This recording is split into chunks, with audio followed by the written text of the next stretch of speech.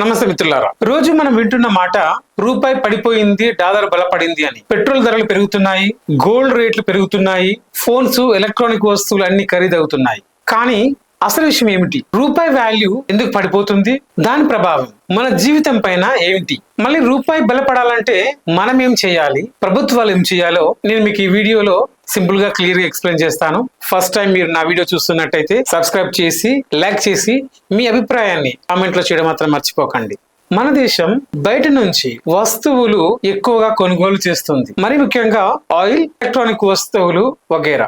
అంటే మన డబ్బు ఫారెన్ కంట్రీస్ కి వెళ్తుంది అన్నమాట. ఇంకా సింపుల్ గా చెప్పాలంటే మనము చూస్తూనే ఉంటాము, కొంటూనే ఉంటాము. పెద్ద పెద్ద మాల్స్లలో made in China, made in Japan, made in Korea etcetera etcetera ఇలాంటి వస్తువులను మనం కొంటూ ఉంటాం. అంటే మన దేశం సుమారు 80% ఆఫ్ వస్తువులని ఇంపోర్ట్ చేసుకున్న వస్తువులు మనం కొనడం వల్ల మన డబ్బు డాలర్ రూపంలో వేరే వేరే కంట్రీస్ కి వెళ్ళిపోతుంది. అలాంటప్పుడు మన రూపాయి వాల్యూ పడిపోతుంది. నెంబర్ 2, డాలర్ బలంగా ఉండడం. డాలర్ బలంగా ఉండడం అంటే ఏంటి? ప్రపంచం ఎక్కువగా ట్రేడ్ డాలర్ లో చేయడం వల్ల డాలర్ వాల్యూ పెరిగిపోయినప్పుడు ఆటోమేటిక్ గా మన రూపాయి వాల్యూ కూడా తగ్గినట్టు మనకు కనిపిస్తుంది. నెంబర్ 3, ఇన్ఫ్లేషన్, ధరలు పెరగడం.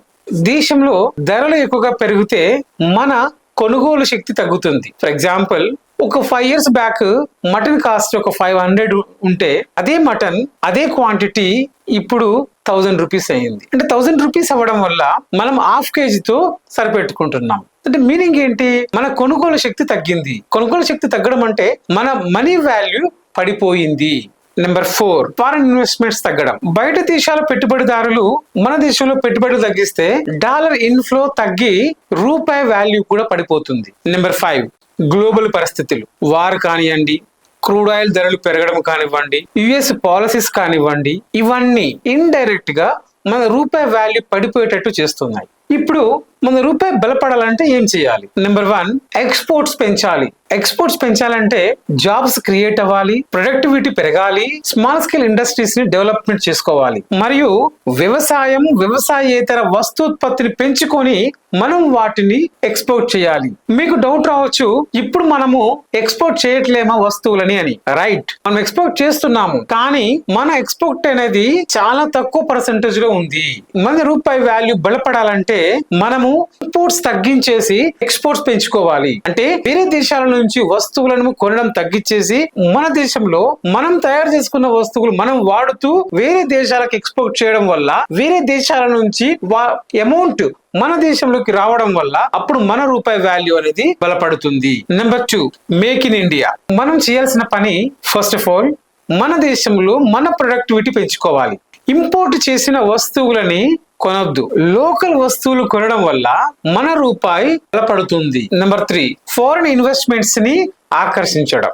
ఫారెన్ ఇన్వెస్ట్మెంట్స్ ని ఆకర్షించడం వల్ల మన రూపాయి ఎలా బలపడుతుంది అంటే, ఫారెన్ ఇన్వెస్టర్స్ వాళ్ళ డబ్బుతో మన దేశంలో ఇన్వెస్ట్ చేయడం వల్ల, అంటే డాలర్ తో వాళ్ళు ఇన్వెస్ట్ చేస్తారు, వాళ్ళ దేశాల కరెన్సీ తోటి మన దగ్గర ఇన్వెస్ట్ చేయడం వల్ల మన రూపాయికి బలం అవుతుంది. ఫారెన్ ఇన్వెస్టర్స్ ని మనం ఆకర్షించాలంటే ప్రాపర్ పాలసీస్ ఉండాలి, మంచి ఇన్ఫ్రాస్ట్రక్చర్ ని ఇవ్వాలి వాళ్ళకి. అలాంటప్పుడు మనకు ఇన్వెస్టర్స్ వస్తారు, వాళ్ళ డబ్బులు ఇక్కడ మన దగ్గర ఇన్వెస్ట్ చేస్తారు, అప్పుడు మన రూపాయికి బలం అవుతుంది. నెంబర్ 4, ఇన్ఫ్లేషన్ ని కంట్రోల్ చేయడం. ధరల్ని కంట్రోల్ చేయడం వల్ల కరెన్సీ అనేది స్టేబుల్ గా ఉంటుంది. ధరల్ని కంట్రోల్ చేయాలంటే ఒక్కరి వల్ల అయ్యే పని కాదు. ధరల్ని కంట్రోల్ చేయాలంటే ప్రజలు, ప్రభుత్వం, వ్యాపారులు కలిసి వర్క్ చేస్తేనే ఇది పాసిబిలిటీ అవుతుంది. ప్రజలు ఏం చేయాలి?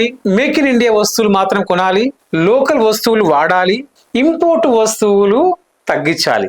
వ్యాపారులు ఏం చేయాలి? వస్తువులని గోడౌన్స్ లో స్టోర్ చేసుకొని ఆర్టిఫిషియల్ షార్టేజ్ చూపించకూడదు, అనవసరంగా ధరలు పెంచకూడదు. ఇక ప్రభుత్వాలు చేయాల్సిన పనులు: ధరల నియంత్రణ పాలసీస్ తేవాలి, అవసరమైన వస్తువులకి సబ్సిడీని అందించాలి, బ్లాక్ మార్కెట్స్ ని నియంత్రించాలి, కఠిన చర్యలు తీసుకోవాలి, అండ్ డిమాండ్ కి తగ్గినట్టు సప్లై ఉండేటట్టు చూసుకోవాలి.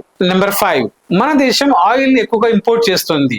మనం ఎప్పుడైతే ఆయిల్ ఇంపోర్ట్ తగ్గిస్తామో అప్పుడు మన రూపాయి బలపడుతుంది. మన దేశం ఎక్కువగా ఆయిల్ ఇంపోర్ట్ చేస్తుంది. దీన్ని తగ్గిస్తే అప్పుడు మన రూపాయి పైన బర్డెన్ తగ్గుతుంది, వాల్యూ పెరుగుతుంది. మిత్రులారా, రూపాయి పడిపోవడం అనేది ఒక రోజులో జరిగేది కాదు. రూపాయి పెరగడం కూడా ఒక రోజులో జరిగేది కాదు. ప్రభుత్వాలు సరైన నిర్ణయాలు తీసుకుంటే ఫ్యూచర్ లో రూపాయి బలపడే ఛాన్స్ ఉంది మిత్రులారా. కాబట్టి నెక్స్ట్ టైం నుంచి రూపాయి పడిపోయింది అనగానే దాని వెనుక ఉన్న కారణాలు మీకు ఈజీగా తెలుస్తాయి. మనం ఏం చేయాలో కూడా మీకు అర్థమవుతుంది. స్ట్రాంగ్ ఇండియా కావాలంటే ఒక స్ట్రాంగ్ ఎకానమీ కావాలి.